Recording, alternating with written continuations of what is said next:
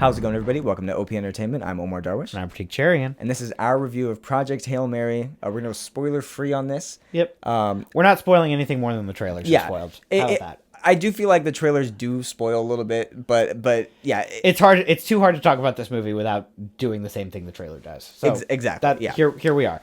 Dude, we're back. We're back. I know. We joked about we'd be back in March, thinking we'd have 3 or 4 videos lined up. And nothing. Yeah. Nope. Here we are. Here we are. Back again. It's fine. Movies are back great. With a banger, though, Pratik. There we go. I read this book. You read this book. I crammed the book. Yeah, I love the book. You enjoyed it, I'm assuming. It was a good time. Yeah. This movie was... it's hard to say it's a perfect adaptation. They left stuff out, but like this is what an adaptation should be. Like this makes every other adaptation for me like feel lazy. It really does. Okay. Because I feel like... I mean, honestly, because I've given so many other adaptations like leeway because I've accepted that it's an adaptation. But So when you we've talked. What's it adapted from? Let's give some background here. So this is a book called Project Hail Mary. It's about a guy written by Andy Weir. Yeah, written by Andy Weir. Also wrote The Martian. Yes, which you can definitely feel. You can definitely feel that, you right? You feel the similarities, and I feel like the movie also is well aware of the similarities. Yeah, and they got the same screenwriter, Drew Goddard, who wrote The Martian. So it's like the same team, other than instead of Ridley Scott, take him out and put Lord and Miller in here. Yeah. Come on, like it. Maybe the best Lord and Miller's ever been. It's hard to say that when they have some gems like 21 Jump Street and like Spider-Verse. I feel like you definitely feel there, like if you're thinking about it as a Martian comparison, you definitely feel the directorial styles, like between the two, very very much. But anyway, but also I couldn't picture Matt Damon as this role. Yeah, but let's get into what this movie is about. Ryan Gosling plays Grace, Ryland Grace, and he's Doctor Ryland. Sure. Well, yeah, I guess that's given. That's given in there. He wakes up in space in a spaceship. Doesn't really know who he is or what's going on. He's just there on a mission to save the planet without getting in. We don't want to get into super specifics, right? Right. Yeah. He comes across Rocky, an alien. You see this in the trailer. Yep. And he realizes that Rocky has a similar mission, and they have to kind of team up, regardless of not being able to communicate. So the movie goes from there. Yeah. As a big fan of the book, you've said you love this adaptation. Yeah. What were some of the things that you really liked about the movie, like ignoring the adaptation aspect of it? I think right off the bat, I mean, it's hard not to give credit to the direction right away, but Ryan Gosling just is this character. Like when I was reading the book, I mean, I think I'd already known that Ryan Gosling was cast, so I was kind of picturing him, but it could have been anybody in my head.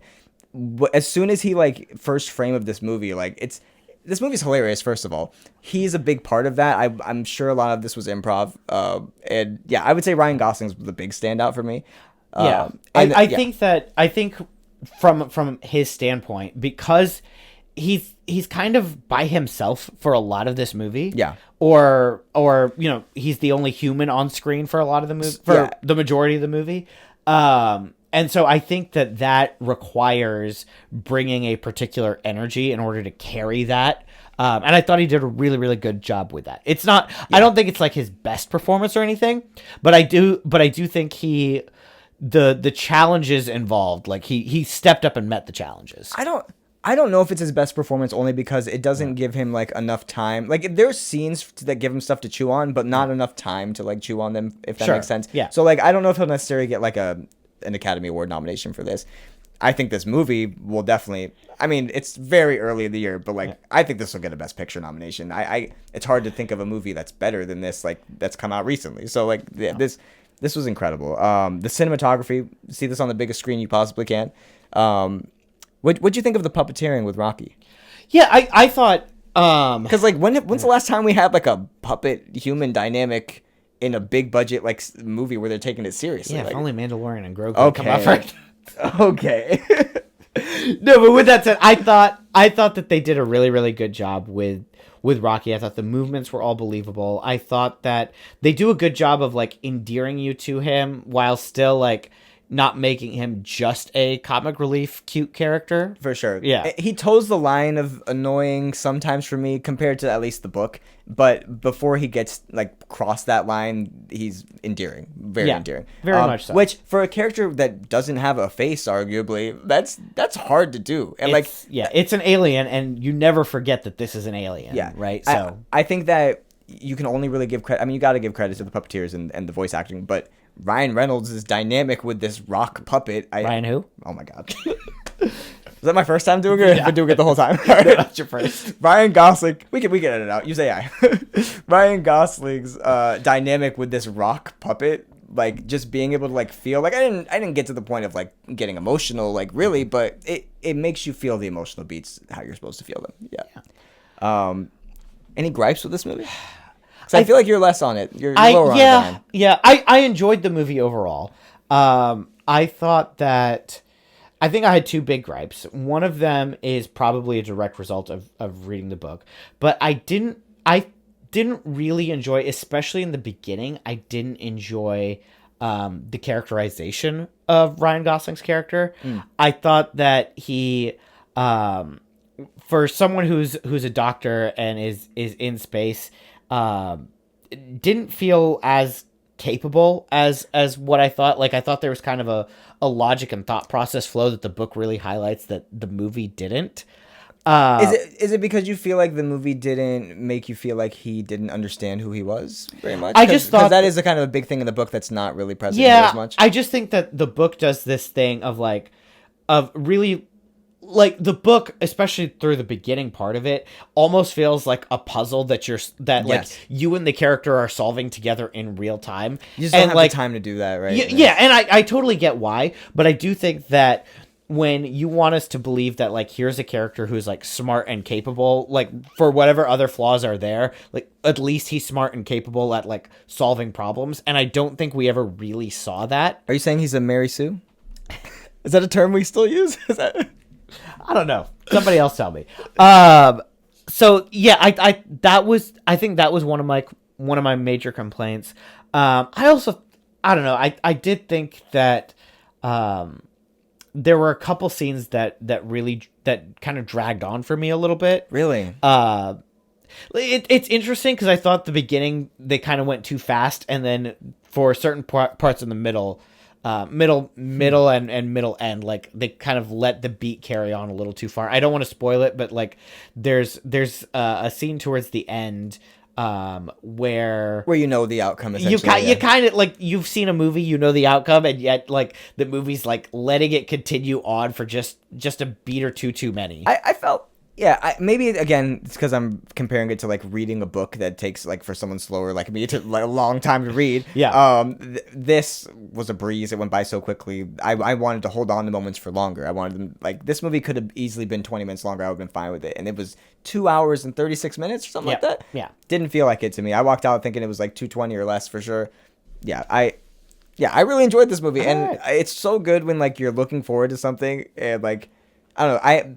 I rarely read something and then like go into it like trying to like see how it's gonna be adapted and like am like blown away by how it was adapted. So yeah, sure, incredible. Yeah, I mean, I thought it was well done. It didn't blow me away necessarily, but I had a good time. So you don't think any Oscars in this future? It's way too early for me to start talking about that. Okay. You know, it's not one. Sometimes with a movie that comes out this early, you know it like right away. This is not one for me, but we'll see. Yeah. I haven't really touched on my gripes too much because I'm struggling to find gripes that are gripes strictly with the movie that aren't me pulling like my knowledge of the book. But I will say this, I think that all the space stuff, 10 out of 10, incredible. The Earth stuff, while it was 10 out of 10, incredible, not enough of it. There's more of a back and forth in the book, and I think it's needed for this. The characters on the Earth characters, you really don't get much of. I think that's... I do think that this is a movie that, as much as I know you enjoyed the adaptation, I think for the average person, you'll enjoy the movie more if you haven't read the book. Like, I think walking into it, like, with a clean slate, I think the movie will do more to impress you. Yeah, I would definitely, like, if you're, like, thinking about reading the book or watching the movie, go watch the movie if you like it, read the book, and you're, like, gonna get an extended cut of the movie, like, in your head. Like, I would agree with that. And I also feel like, especially after watching the movie now, you can very much visually have a represent, or how do I word this? I feel like the movie does a great visual representation of what the book is trying to say. Because this author, Andy Weir, does like almost Stephen King levels of detail when he's like describing objects and stuff. Like I was like blown away by like seeing like Rocky's ship, and like that looks exactly how I thought Rocky's ship would look, or like Rocky even looks exactly how he would look, and that's like a really hard to imagine not in real life existing character, right? So they did a good job of taking that to screen. Yeah. All right, you want to score this? 10. Yeah, it's first 10 of the year, I think. I don't think I gave Send Help a 10, but yeah, I know. 10 out of 10. Borderline masterpiece. I'm not going to say masterpiece. I got to see it at least a couple more times first. But yeah, I can't wait to see it again. Probably might even go see it in 70mm IMAX. Keep the theaters alive. What'd you think?